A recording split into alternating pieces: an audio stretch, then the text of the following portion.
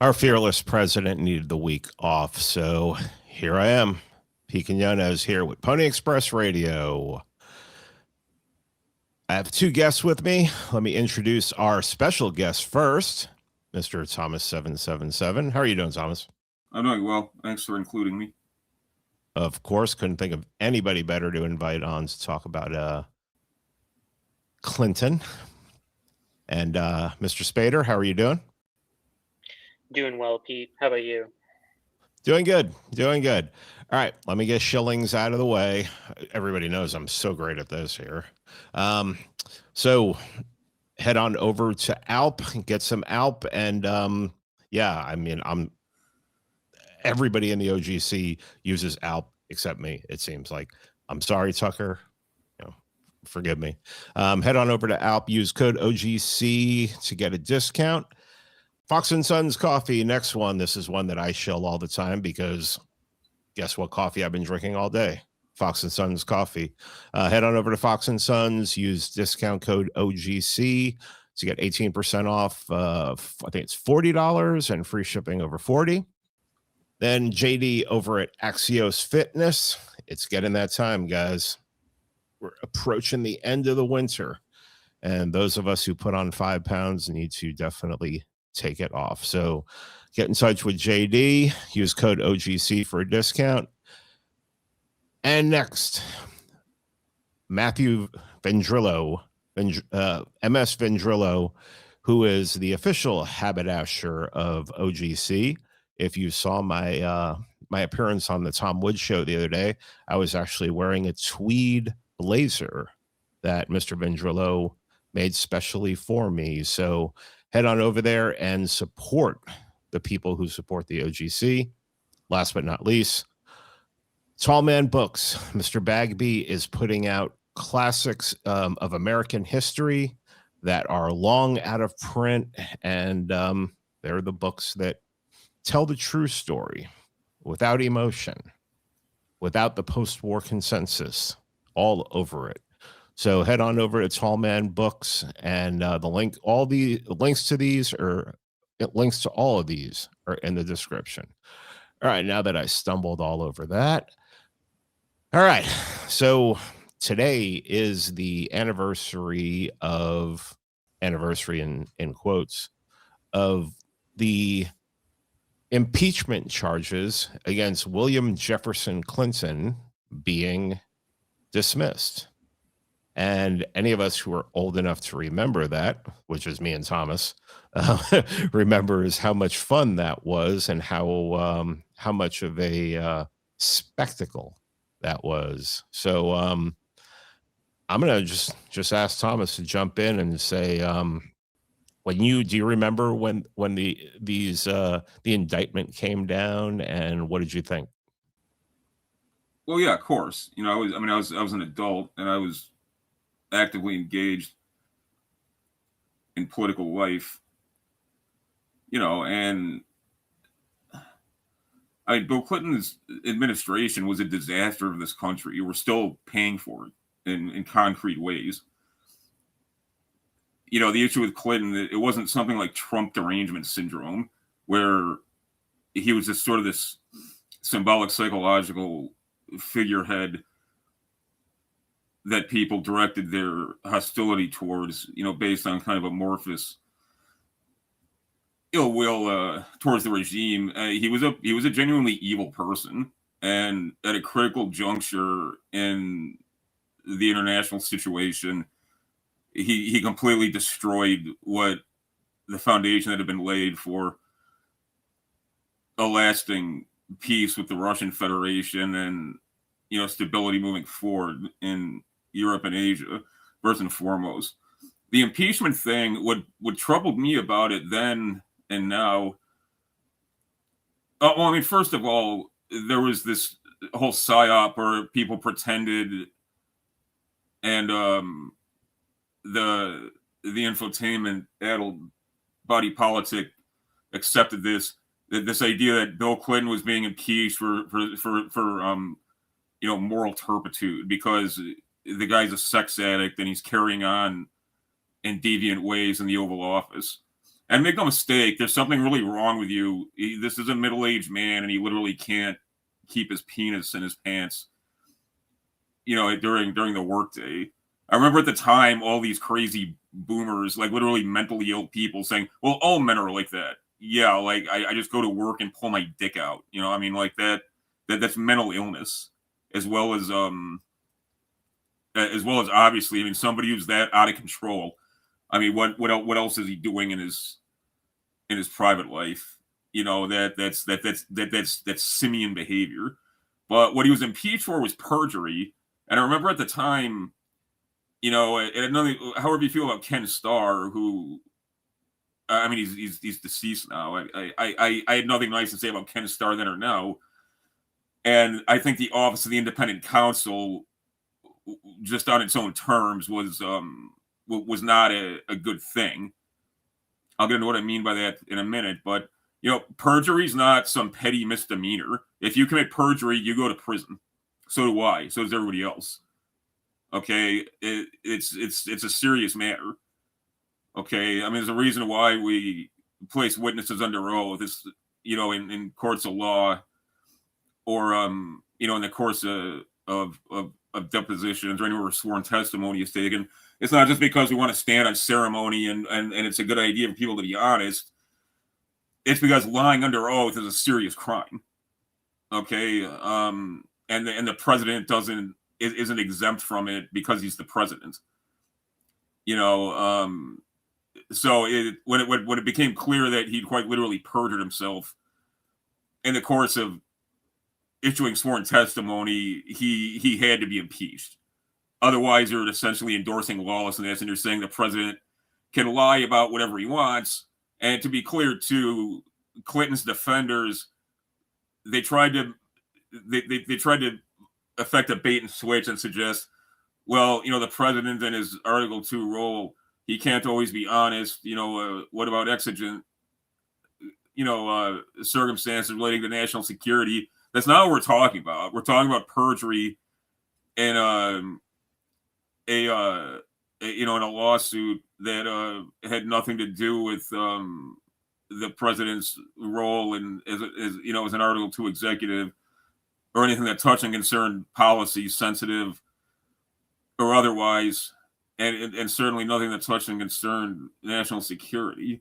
So I mean, that was grotesque, the way people talked about it, and the kind of smarminess, the way the entire regime media apparatus approached Clinton and all of his defenders was really disgusting. And I remember at the time, because for people my age and older, it was jarring because, like I was shouting out the other day on social media, it's not like anybody had any illusions about, the previous administrations or something.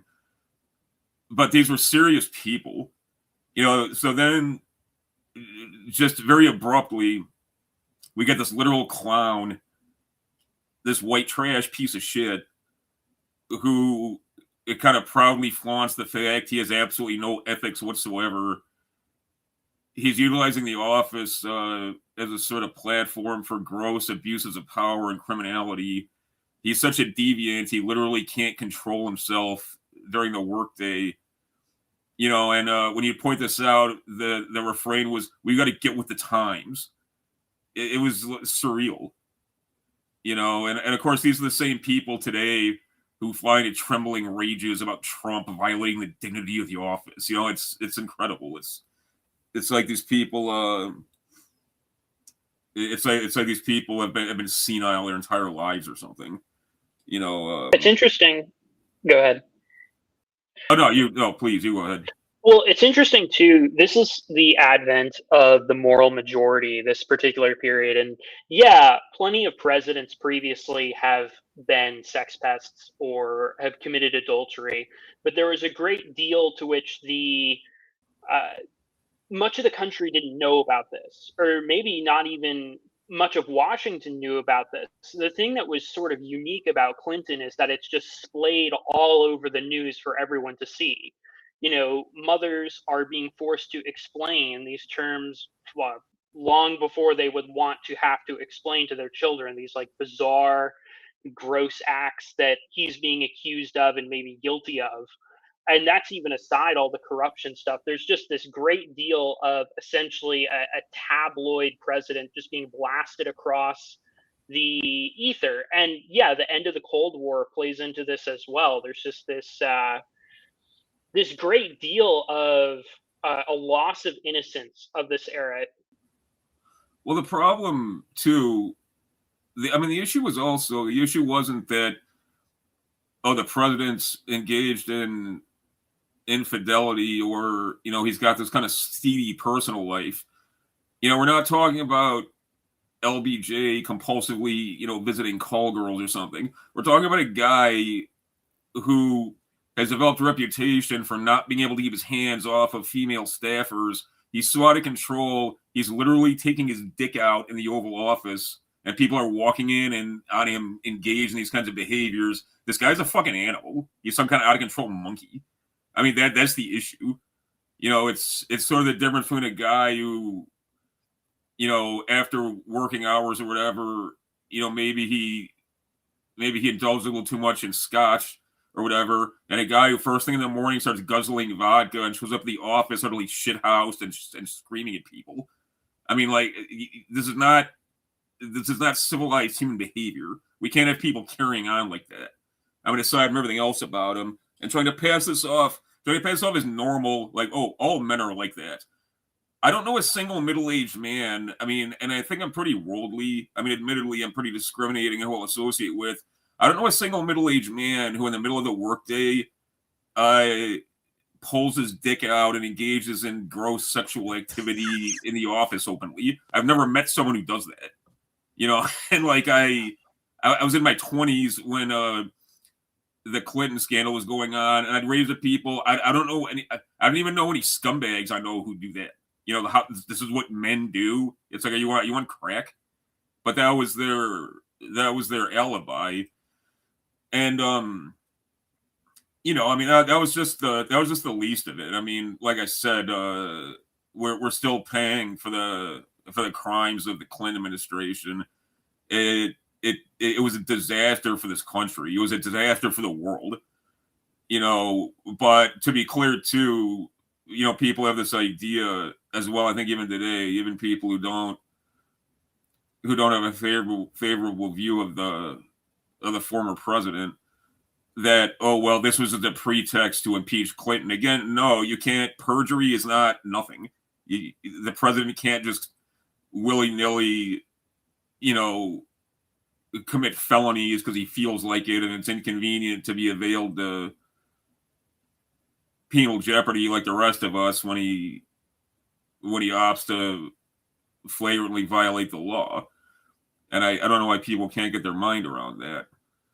And I mean, it just also, it exhibits contempt for process. I mean, one of the things, you know, there's that famous Nixon soundbite. I mean, people pull it out of context and try and employ it for punitive reasons to demonstrate Nixon's purported hypocrisy or whatever. I mean, that's obviously ridiculous. But, you know, his above the law speech, that soundbite even at the start of that stupid Steven Seagal movie, Above the Law, where he's like, you know, no man's above the law, no man's below the law. He was saying in the context of, you know, you don't have a past excusing you from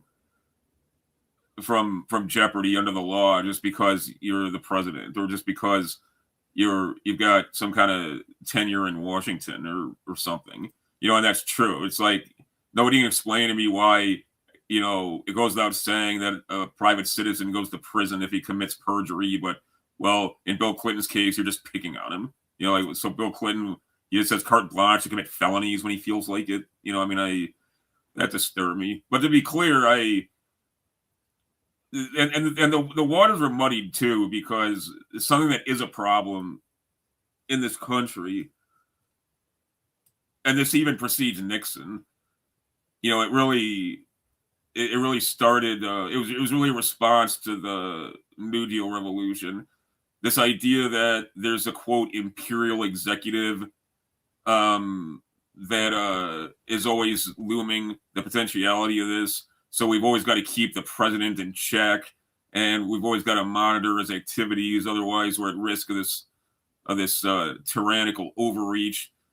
That had a really catastrophic effect on the constitution of government, and that's one of the reasons why there's this sort of tyranny of the judiciary that we've been saddled with, at least since the Warren Court, because nature abhors a vacuum, particularly within power paradigms. So the Office of the Independent Counsel, I think it left a lot of bad taste in a lot of people's mouths that, okay, there's this office with this, with this cop type in Ken Starr, and the office simply begins not by investigating wrongdoing or investigating crimes or investigating corruption. It just basically monitors the president, and from the man goes outward looking for wrongdoing. That's a gross abusive process, and that's not how we do things. You don't, if you're going to look for dirt on somebody, whether he's a street sweeper, whether he's the president of the United States, you're going to find something, and that's not how you deal with public corruption. And the government of the United States, our system really does revolve around the executive. That's the way it's intended to function. Not just because the essence of sovereignty is power political decisionism, and that's literally coded into Article 2 in expressly delegated authority. But also, the president obviously is the only nationally elected representative. He represents the American people as a whole. And it's been very, very bad, this kind of diminishing of the office, and this kind of exploitation of this myth of we got to defend against executive overreach. Plus this never really happened other than by design. Which is exempting the New Deal revolution, because that was a totally different subject. I agree with John Yoo. His book on executive power was really great. Whether I'm the first person to point out that the war between the states couldn't be rationalized on ethical or pragmatic political grounds. I mean, how could it? You don't kill off 500,000 of your own people to resolve a political crisis. I mean, everything else aside, historical outcomes notwithstanding. But Lincoln wasn't breaking the law by suspending habeas corpus during a time of open civil warfare. I mean, that's well within the parameters of Article 2 authority. And this idea too. I mean, one of the reasons why these, I've got mixed feelings about Massey, because on the one hand, sometimes I think he takes a principled stand. Although anybody who's truly principled wouldn't involve himself with government, but he's one of these guys like Ron Paul. He's got this fetish for procedures, and he suggests these asinine things, such as the president. It's illegal for him to act in the expressly delegated commander-in-chief role unless he procures a declaration of war from Congress. I mean, this is asinine for all kinds of reasons, and I think some of that's faded. And one of the things I hold against Trump is that Trump actually had a tremendous mandate that he squandered. I don't think he has I don't think he's got the cojones or the intellect to be a real executive. At base, he's a media guy. Aside from that, I don't think he's a principled individual either. But I don't think he's got the chops for it. But the fact of the matter is, like, Trump's mandate that he did have and that he subsequently squandered, that came from the man himself. I mean, the body politic were, they weren't voting for a set of policy initiatives. I mean, on the one hand, yeah, there was a lot of outrage with the immigration crisis and other things, but they were conferring that mandate on Trump, not on the office. So there is a sort of Caesarism, a sort of soft Caesarism that has made something of a return. And, he could have done a lot of good in relative terms, in my opinion, this system isn't salvageable. And it's not just owing to my own ideological prejudices or what have you. It's the structure of the federal regime is obsolete. It belongs to the 20th century. But that's that's really the issue with Clinton, and it's also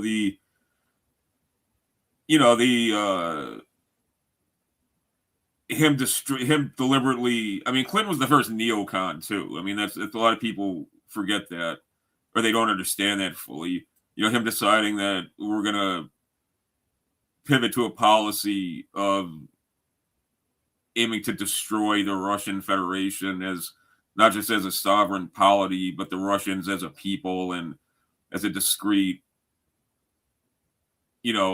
cultural form historically. Thomas, can I ask you a question? Yeah. When you say he's the first neocon, would there be evidence in, and you can correct me if my numbers are wrong on this, I think from World War II to 1992, the military had been deployed by the president 8 times. And in the 8 years of Clinton, it was deployed on 44 different occasions for policing and all sorts of things he was trying to do. Yeah, that I'm sure that figure's correct. What's also too something really strange happened. Excuse me. In hindsight, this was entirely predictable, but one of the reasons why, there was this whole Pentagon purge where essentially these holdovers from the Cold War, and that cadre of general officers that were so impressive in the Gulf War. Those guys were cashiered out, and they were replaced by these bizarre,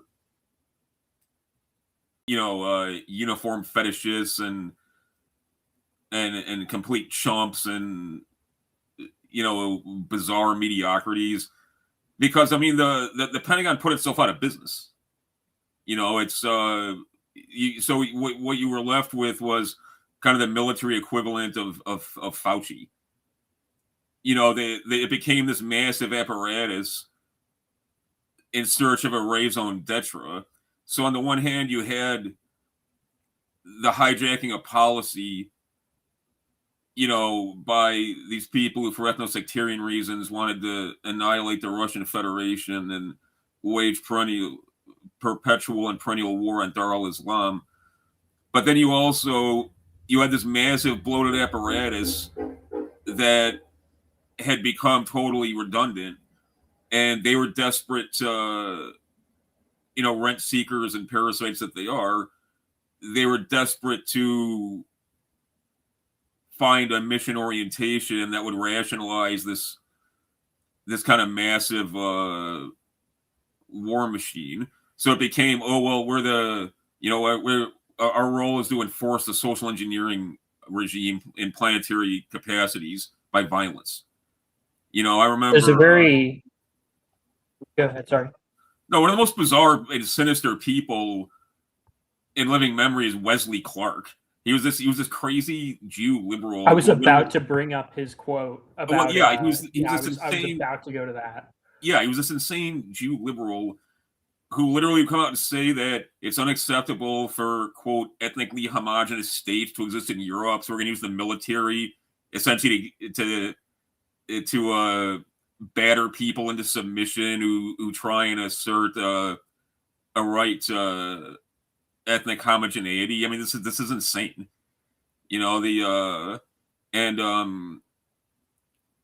Like I said, in 1999, I went to this thing, the NATO Secretary General, I think is the official title.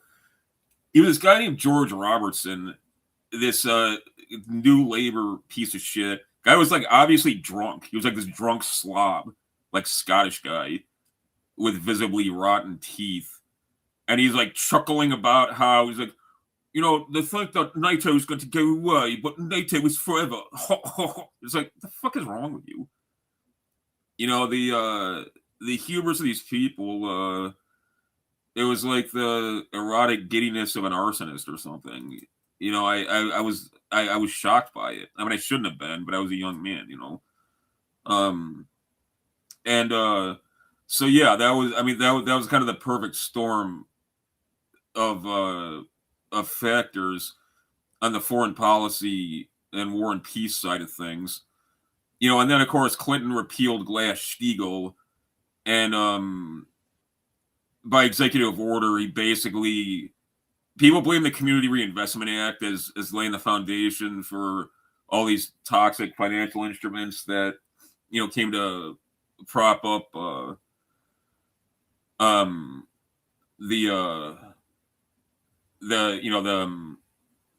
kind of new way of doing business on the financial side. And Clinton did utilize these kinds of long dormant statutes like the Community Reinvestment Act as a rationale, but he basically by executive order made this stuff happen. You know, and that's when what this is also too when the American left kind of ceased to exist. You know, people talk a lot about how, you know, oh, the Republicans sold out. I mean, I make the point all the time. There was no right wing after 1945, and even previously. I mean, like we talked about the other day, like Pete and I did. You know, really, in America, the right wing went down in 1865, but there was a constellation of resistance elements who came to constitute the old right, as it were. But they were a diverse lot. But you know, the appearance of partisan diversity just evaporated.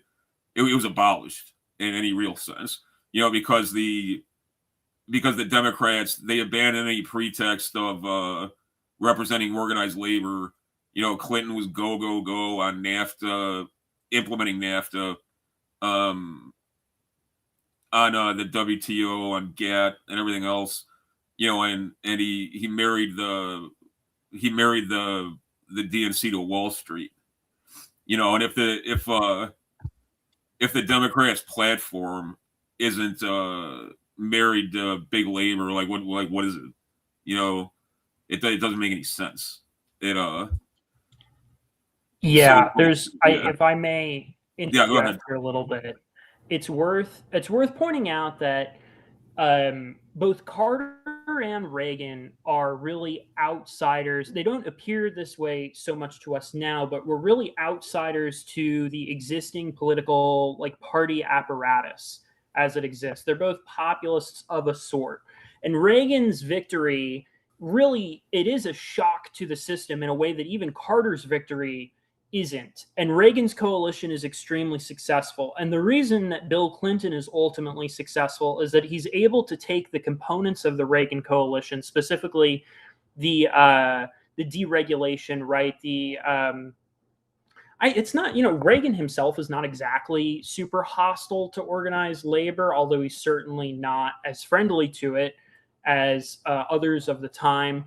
But to take this much more like market-oriented, we're going to cut taxes, we're going to make America, you know, less bloated, that sort of thing, you know, slash and all that. That's the thing that Bill Clinton is actually able to take away from the Reagan coalition, and specifically from Bush 41, H.W. Welfare Bush. reform. He promises no new taxes, and then when he's forced to raise taxes in spite of his promise, this is something that Clinton hammers him on. And yeah, as maybe trite as it seems, like, this is pretty significant in terms of what swings the 92 election in Clinton's favor. And so by the time Clinton is president, he has this unique ability. Like, he's running essentially on a partial Reagan coalition. He's just shaved off the offensive parts. All the, the Pat Buchanan types and the Cold Warriors, they're all gone. But he also, people forget too, Bill Clinton, he presided over the execution of more men than any other governor in Arkansas history, and he'd swagger about that. He'd be like, I've like executed more men than Billy the Kid or something. Like he was Mr. Law and Order. I'm tough on crime. I'm Mr. Tough on Crime, Blue Dog Democrat, as he used to be called.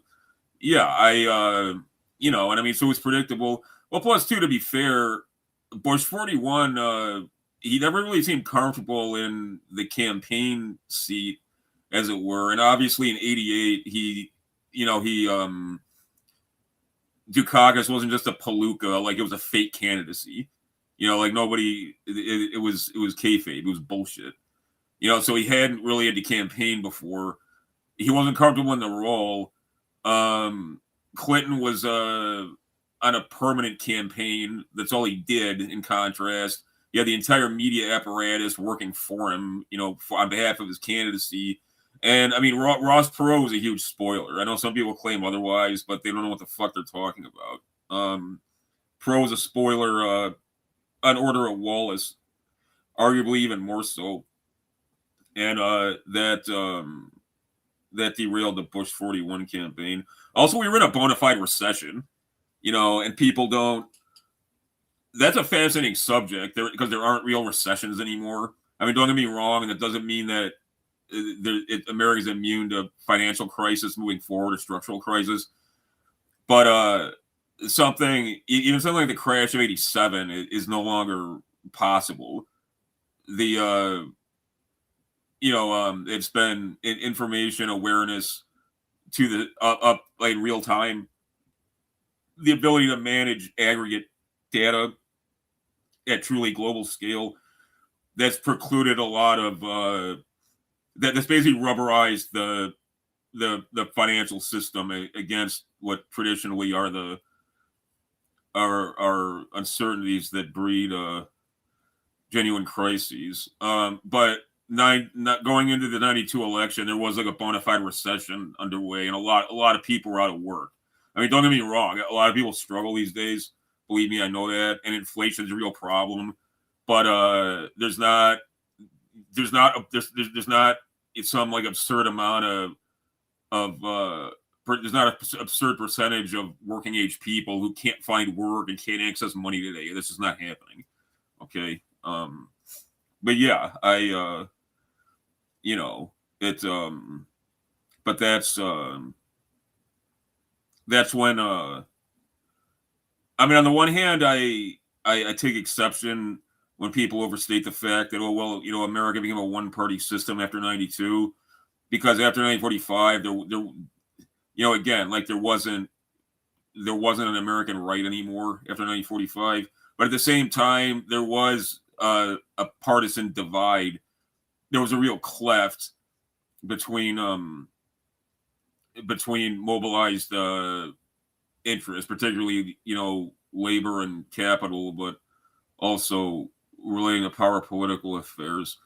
And you got like the New Dealers are like that coalition kind of splinters, and the Southern populists, who represent a pretty critical component of the New Deal, they're kind of shoved out, and that's what Wallace hails from. I mean, in many ways, Wallace is the consummate New Dealer. It just doesn't appear to us that way because of some of the racial politics and the way that he's remembered. And Carter, does this a little bit as well, though not to the same degree. Well, it's also too. I mean, there was the new politics. So I mean, Nixon was from California, so was Reagan. Carter and Clinton were obviously, Carter from the Deep South. Clinton was from Arkansas. There was big agribusiness, aerospace, nascent and then not so nascent computing and information tech. There was this revolt against the East Coast establishment. That's one of the ways you can tell, like, Clinton's wife / mommy, Hillary, is a fucking retard.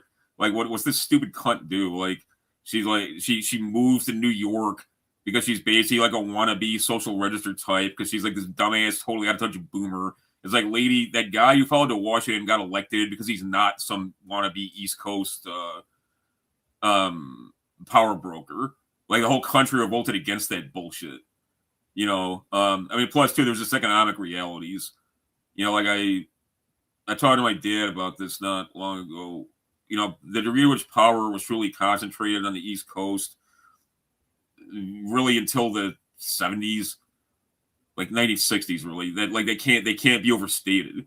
You know, even Los Angeles or like Chicago at Zenith. You know, it was like we had nothing compared to I mean, Daley was a kingmaker and stuff, you know, and Hollywood had real power, you know, even in the old studio system days. But like if you're talking about who decides who rules America, I mean that emanated from New York, man. You know, New York and New England, and that all changed. And yeah, I mean part of that is for the reasons you said. But yeah, well, it's also too, I mean, what I was gonna say a minute ago, then I kind of lost my train of thought.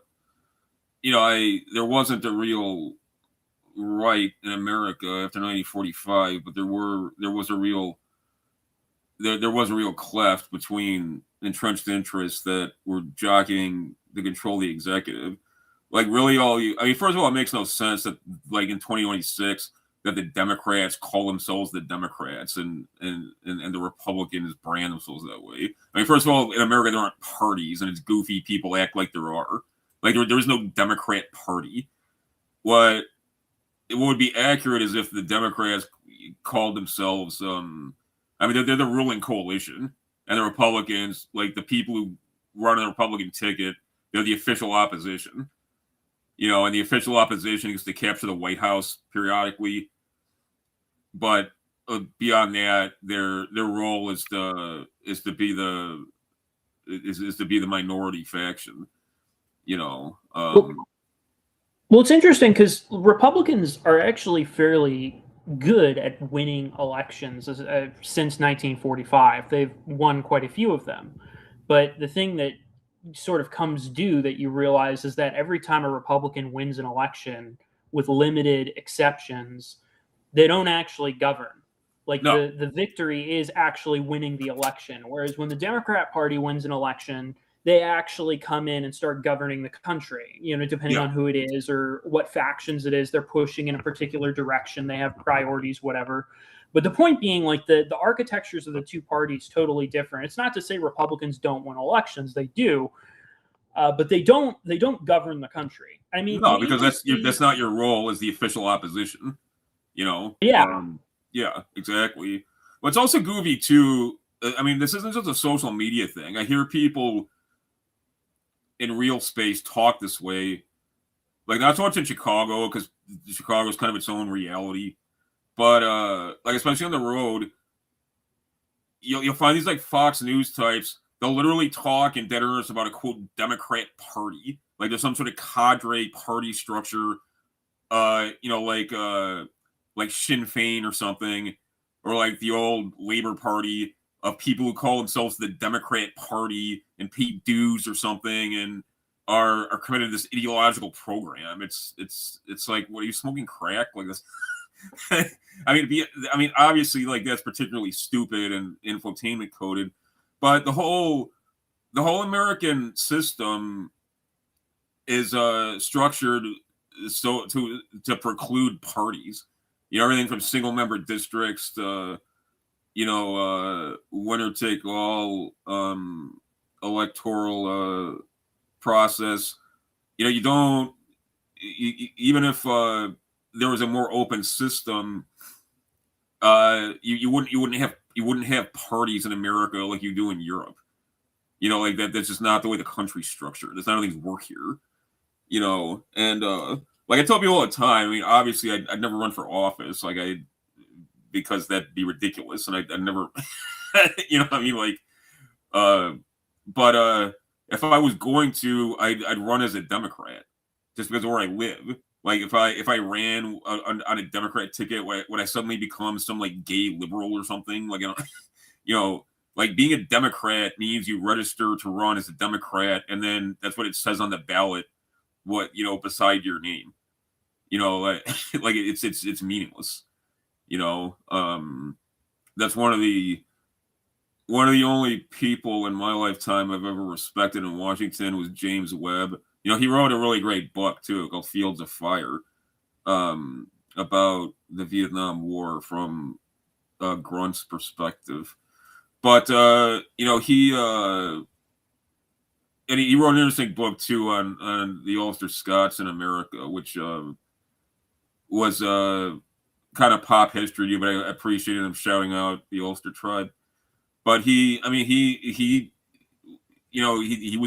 as a Democrat. Did they suddenly transform into some like big liberal? He made that point because these goofies were like, you're basically consorting with the enemy. What are you talking about? What's a Democrat? He's like I ran as a Democrat precisely because I'm trying to break people of this perception that there's some meaning to these signifiers, and also beyond that, to your point, he was trying to run something of an insurgency campaign and get a white Southern populist cadre into the ruling coalition. People didn't seem to be really ready for that yet. Webb was an unusual guy, but he's another figure who's not much talked about, who I think sort of laid the foundation in psychological terms for Trump's ascendancy. But yeah, man. Yeah, he gets slaughtered on the stage in 2016 in the Democrat primary when they all get asked, like, do Black Lives Matter or do all lives matter? And of course, all of them repeat the slogan ad nauseum. And he goes, well, of course all lives matter. And it's like, nah, wrong answer. Get out. Yeah. It was one of those, just like, it was so bizarre too, because you think about a figure like Hillary Clinton, right? It's like, oh yeah, Hillary Clinton is a big believer in Black Lives Matter, given the presidency of her husband and her own political career. Like, it's just ridiculous. But it's these sort of like ad nauseum, you got to repeat the dogma of the parties. And that's sort of like the interest groups in the Democrat Party that are able to extract that from these candidates, regardless. In some sense, generally they get some good policy wins, but somewhat regardless of the policy wins, there's this, like, you have to repeat back to us the correct answer. Well, yeah, it's because they're the ruling coalition, and a lot of this is driven. Legacy media is part of that apparatus, obviously. They are, like, in structural terms, and that's so these narratives are confabulated and devised within that within the legacy media space. So conforming to that is a litmus test of a sort. Webb wasn't really comfortable in media space because he wasn't a media guy, and that's not to say that that's fatal to a candidate. There's plenty of guys who can actually lean into that. Odd as the example might seem, like Andy Warhol famously he actually was like kind of a weird introvert, even though he had all these like sexy girls around him and like famous people and stuff wanted to chill with him. But one of the reasons he became this sort of scholar and analyst of media is because, like, there was always a camera being shoved in his face and he didn't feel comfortable with that at all. But he leaned into being uncomfortable with that, and like, so he came off as cool.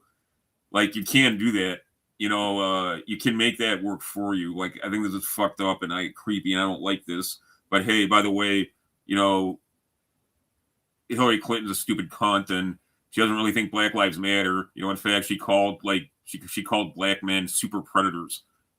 You know, you could flip the script easily if you actually, were willing to take the gloves off and go with it. But obviously Webb wasn't the man to do that. But yeah,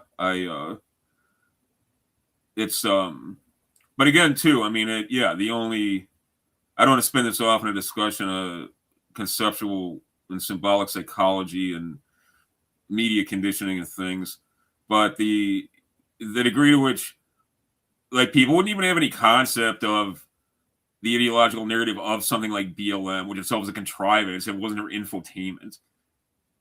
Quite literally, the entire way that they structure these moral paradigms that supposedly they're so invested in comes from legacy media. It'd be like becoming emotionally invested in a video game and then extrapolating that to, the way you pattern your life and things. It's totally bizarre. We've got to pretend to care about these things that are grossly mischaracterized on their own terms and that I have no experience of outside of, passively observing a stage managed and curated narrative surrounding this thing.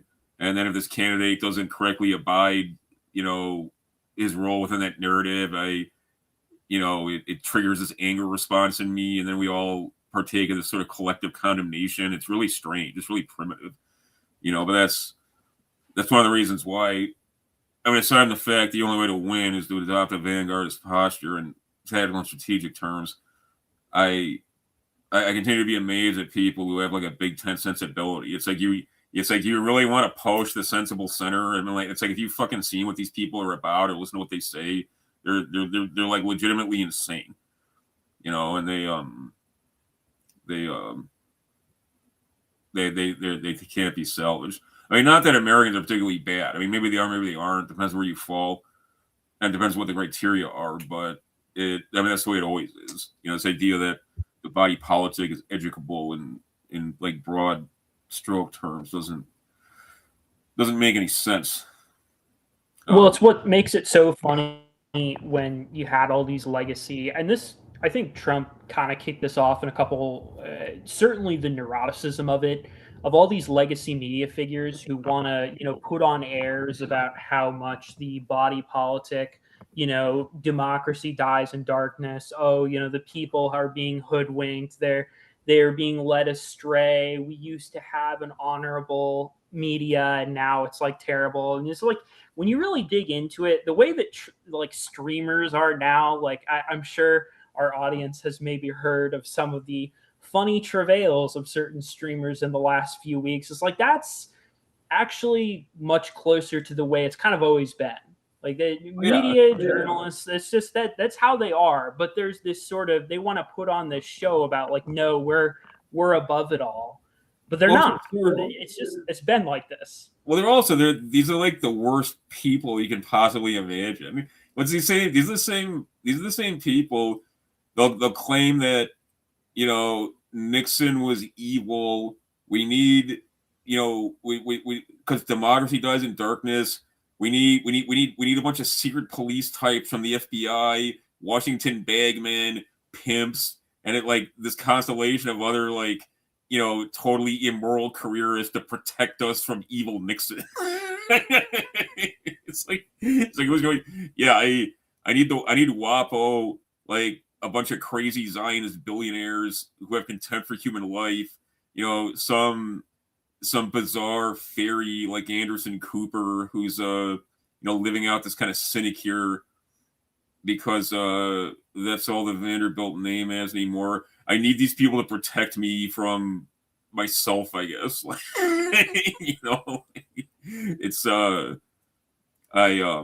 It's incredible people like think George, this way. But like George Stephanopoulos, to tie this back into Clinton, George Stephanopoulos is one of these kind of like Clinton bagmen.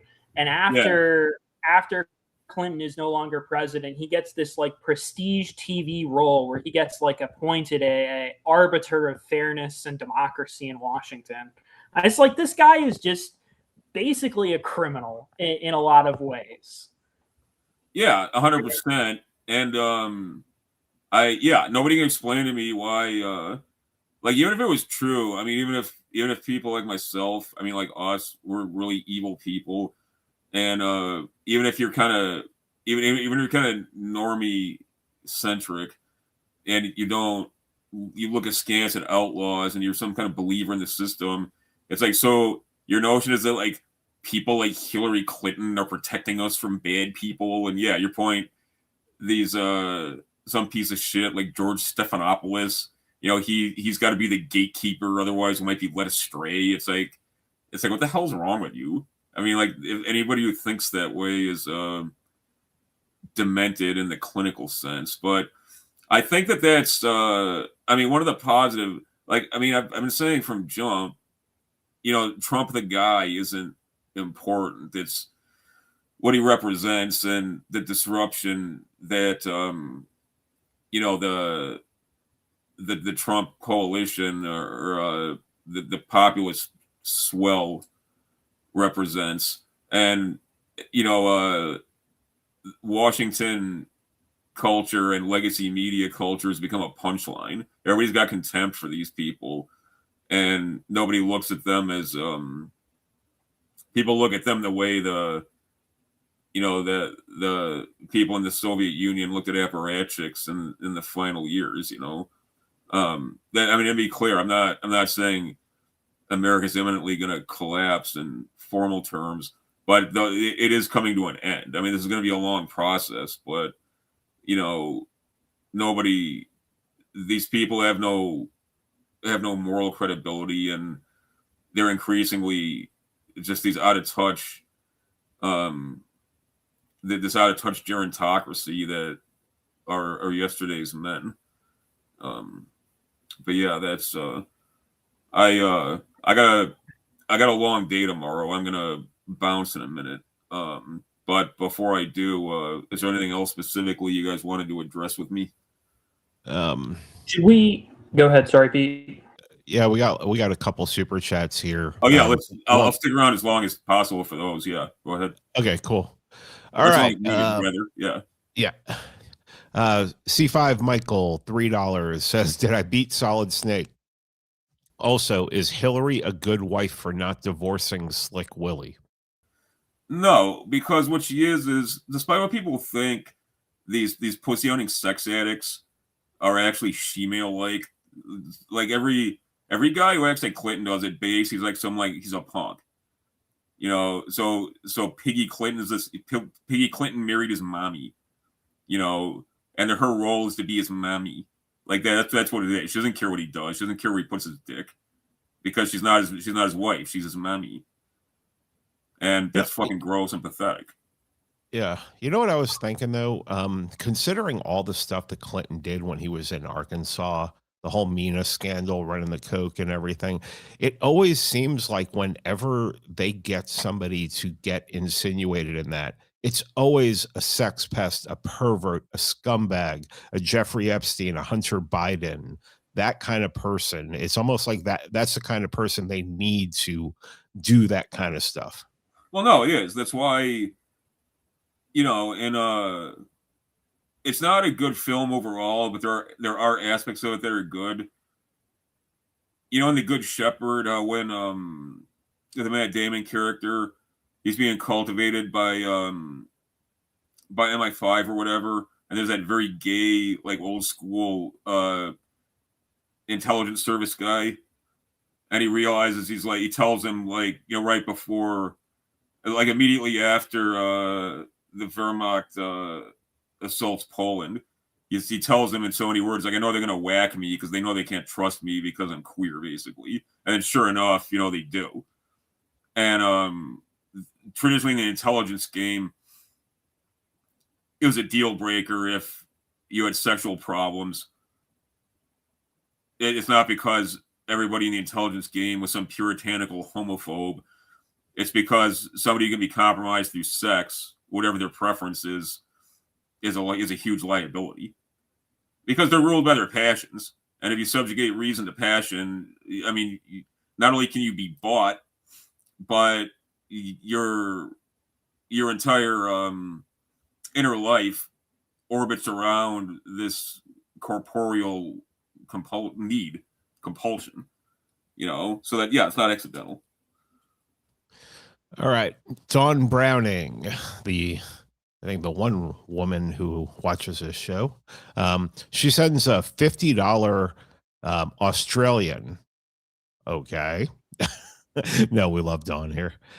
Super sticker, an anthropomorphic video game controller that throws a punch, does a kick, and puts up a V for victory fingers with super effective written around him.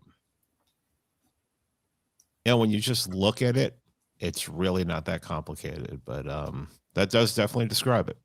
Yeah. X-Runner55 says, $5 super chat says, I remember when the Democrats, the party of feminists and believe all women, were collectively calling Monica Lewinsky an opportunistic whore. Oh, yeah. No, that's their whole jive. And these people actually, somebody made the point, it might have been Gore Vidal, who I actually, even as I age, I develop more respect for Gore Vidal, frankly. But he made the point that he was speaking in terms of these like 1960s and 70s sexual liberationist types. He made the point that these people are actually Puritans who hate sex. That's why they've got this gross and clinical view of it, and they don't understand modesty in things because they don't actually understand sex. And such that they do, they've got contempt for it. That was on full display with these freaks who love Clinton. It's like, okay, so it's like your guy is literally a rapo and a deviant with the sexual sensibilities of a monkey. But if anyone dare criticize him, you know, it's that whore, that scarlet woman. You know, how dare you criticize, you know, the great Piggy Clinton? It's like cognitive dissonance doesn't exist to these people because they've got totally warped ideas about sex anyway. So it doesn't compute that comes off as not just hypocritical but nakedly incoherent. So yeah, you're right. I know you remember this. The news, like CNN and different news outlets, were saying that Monica Lewinsky was stalking him. I'm like, some Jewish broad is stalking the president of the United States? What the fuck are you talking about?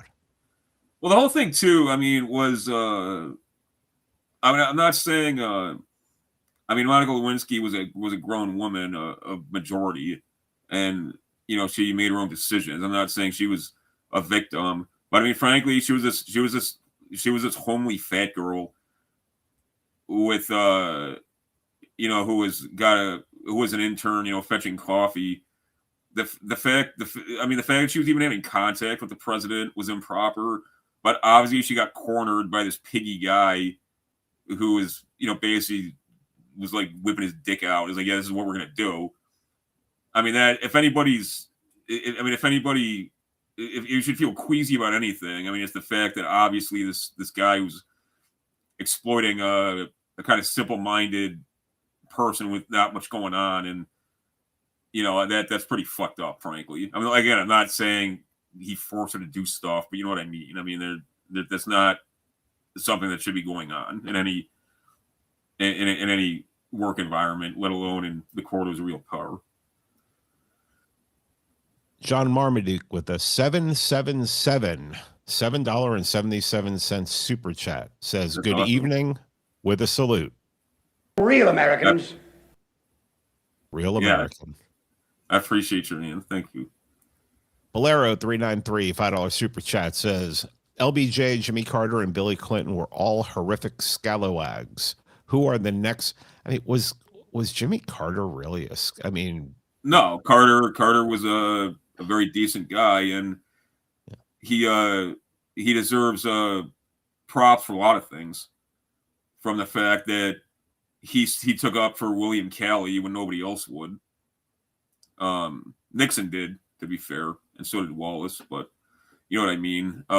Presidential Directive 58 and 59. Him standing up to the tribe. Yeah, no, Carter. I don't think Carter was a good executive in absolute terms, obviously, but you know, he was a decent guy, man, and he had balls where it counted. I mean, do I People forget. What's that? Go ahead. No, I don't see eye to eye, obviously, with the Carter perspective on a lot of matters, but I mean, the guy was a lay preacher. You know, what do you want? I don't think he ever should have been in the Oval Office. Okay, but he wasn't some villain. Yeah, people forget how much of a rebuke to the establishment Jimmy Carter was, and just how much that was a conscious choice on behalf of voters.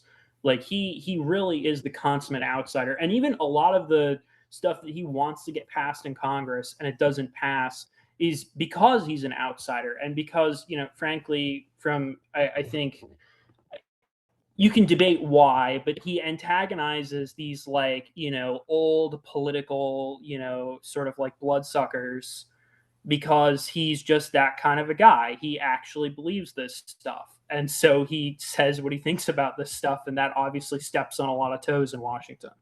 No, absolutely. But also, obviously, I'm probably narrowly focused on strategic matters in analyzing the history here, but I mean, Carter really did. He realized that Strategic Air Command, having effectively divested the civilian executive of Article 2 authority to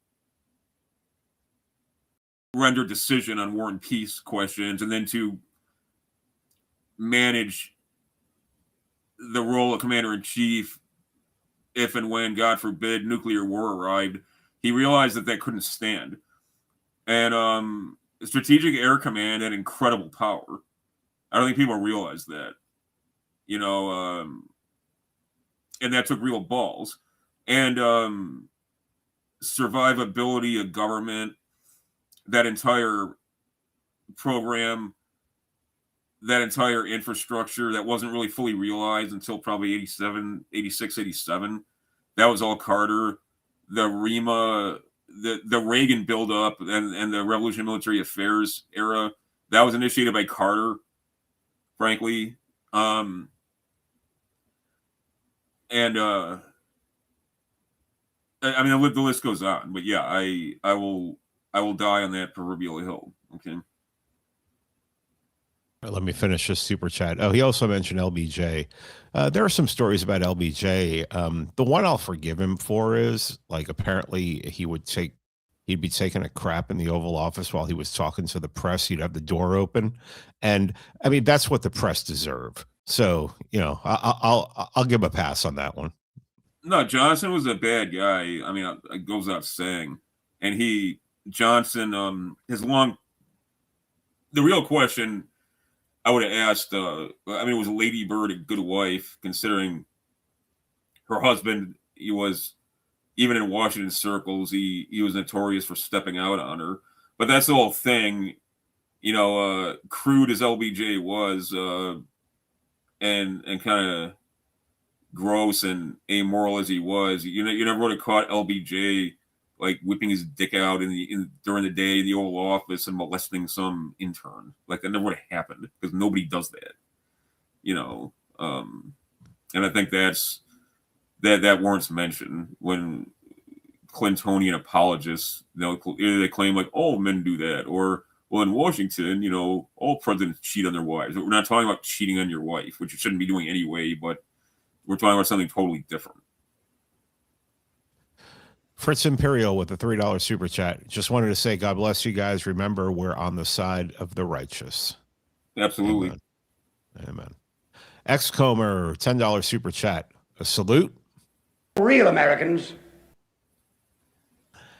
Christopher Burks, $4.58, $5 super chat. Don't think I'm going to tip my congressman this year. Salute. Real Americans. Super chat of the night. Ski Bum. Let's see. Don Browning gave, matching up with Don Browning here. Ski Bum 220. $50 super chat says, we are going to win. Salute the OGC. Boy, howdy. Real Americans. Yeah. Imagine my lack of shekel. It's one of the best names we have. Where's City Breakdancer, man? Missing him. Imagine my lack of shekel. It's for $10. I was younger when this all went down, but even then I thought it was interesting Lewinsky didn't wash that dress. That was some good planning.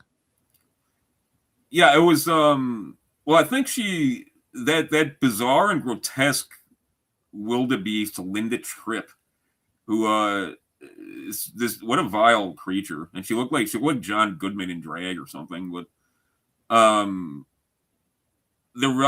she was a totally irrelevant personage, but the tapes of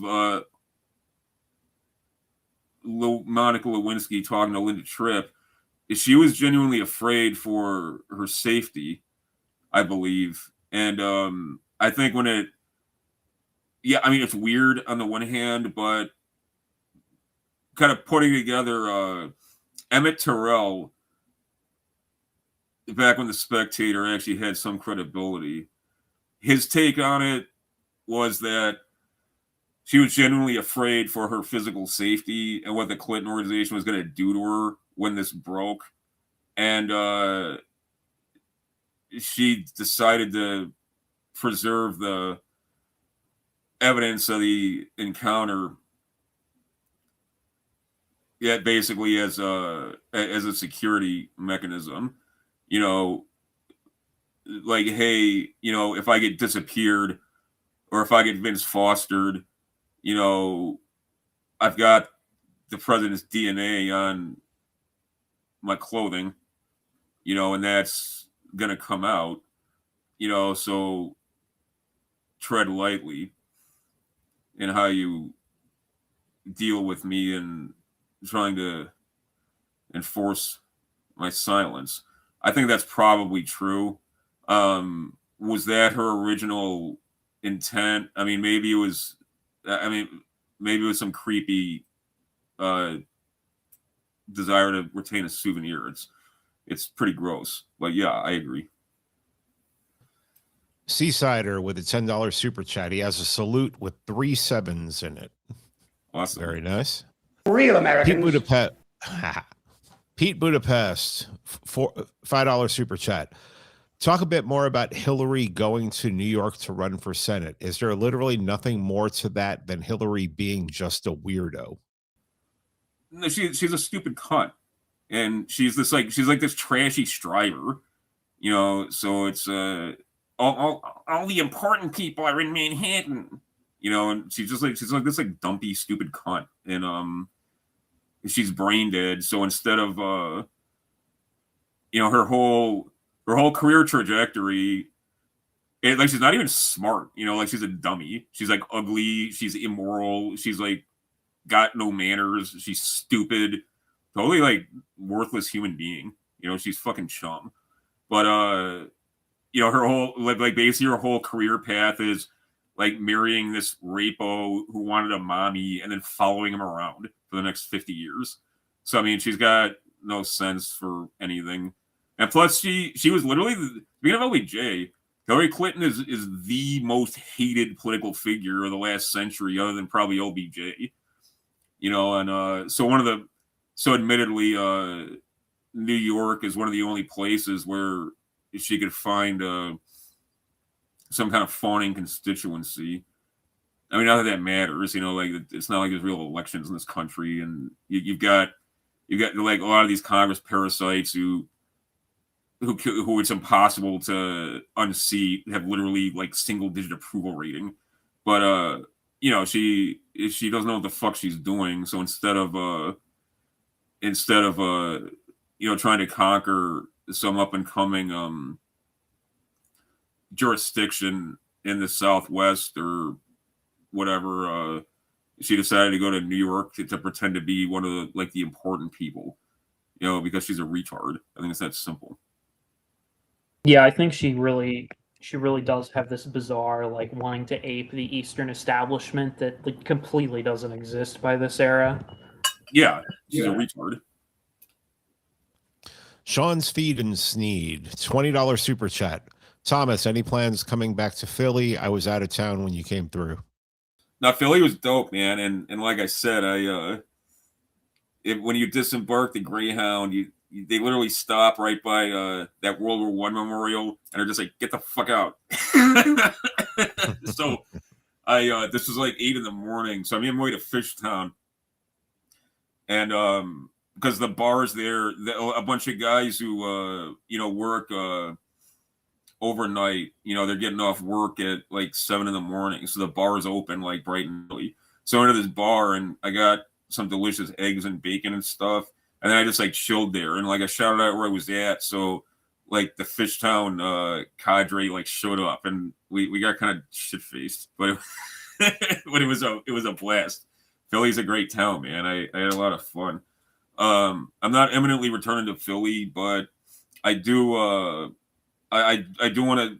I do owe the East Coast a visit, including New York City, and I think New York City's awesome, man. Like just to be clear, because I didn't want anyone to think I was like throwing shade on their local. I love New York, man. But no, I'll sometime in the next year, and yeah, I'll shout it out. Valero 393, another super chat, $5. Excellent commentary on my previous super chat. Thank you for thinking it through, but Johnson and Clinton sucked balls. Yeah, absolutely. I agree. Pete Budapest, $5 super chat. Did the Clinton team essentially create Putin and the modern Russian regime with their combination of maliciousness and incompetence? I think so. Yeah. The first color revolution was what was the Yeltsin revolution. The thing, one of the illiterate things about the way people talk about Vladimir Putin, traditionally KGB and to a lesser degree GRU, they were fairly apolitical. And that's an interesting phenomenon. But that's one of the reasons they were so effective, because I believe they didn't have blinders on. And Andropov was the most effective man that system produced other than Stalin. And, he came up through KGB. So I think regardless, there would have been some element from the Soviet security apparatus that would have taken the reins. And interestingly, in Romania is an incredibly troubled country and society, which is a tragedy, because Romanians are a great people and a great nation. But it wasn't a bunch of Soros incorporated pro-democracy protesters who whacked Ceausescu and his wife. It was the Securitate, and they took over the country, and they've been anything but a corrective patriotic element, unfortunately. But that was a tendency in East Bloc states. That was a repository of real power in a way it's not in America. Like if there was some sort of catastrophic structural crisis in America, the FBI wouldn't take over. That's ridiculous. But so I think that even if the Bush-Baker Gorbachev Concord had endured, I think there would have been an outsized role played by people like Putin and some of these Andropov proteges.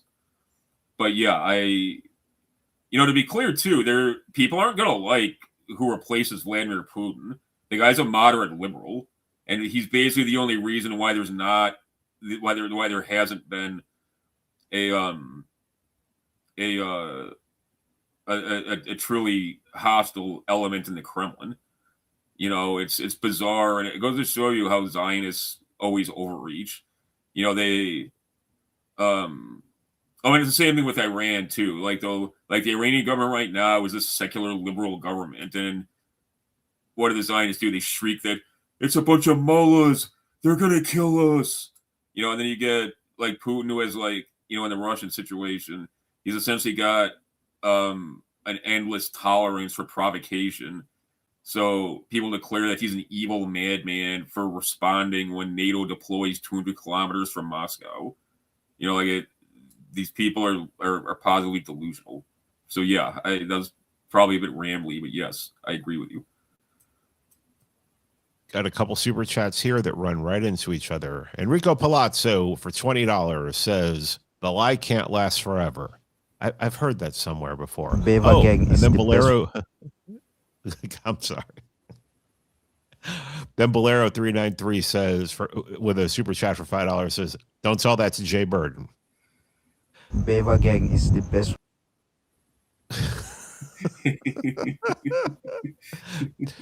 Vol's Persona, maybe the funniest super chat of the night.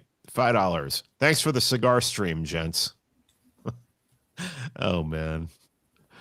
And the final super chat of the evening. Pete Budapest says, Jonah Goldberg's mom was instrumental in the Clinton Sting via Linda trip. Just throwing that out there. Yeah, I don't know. I'm sure you're right. If you know, that wouldn't surprise me. Yeah. All right. Well, I think we're done. Make this a little shorter than normal. Give Thomas a chance to do your plugs. Go ahead, Thomas. Yeah, you can find me on on my website. It's Thomas777.com. Number 7, HOMAS777.com. I'm on Substack. That's where a lot of the magic happens in what I do, as it were. That's where my I got a couple pods going there and all kinds of other happy, fun stuff. It's realthomas777.substack.com. And from there, you can pretty much find everything I do. I didn't mean to fuck with the program, man, and make this shorter than it's supposed to be. No, it's fine. I mean, it's a one subject show, so it's going to go as long as it goes. Okay, cool. Yeah. No, I want to make sure that we answered all the super chats too. Like I said, I got a long ass day tomorrow, and like, forgive me for being an old faggot, but like my energy levels haven't been great lately. So, but no problem. Well, let's let Spader do his, and we'll get out of here. You got anything to plug, Mr. Spader? I'll just say check out the Old Glory Club's Substack. That's where I'm doing any of the writing or podcasting that I still do. And even when it's not me, which it typically is not, the OGC Substack has a lot of great content for you to check out. All righty. Well, I will sign off for our President Red Hawk, and hopefully he'll be back next week. And if not, I'll be right back here trying to hold it down. Thank you, everybody, for stopping by. And the lie can't last forever. When I pass on my good genes to my sons, they're going to join the Old Glory Club.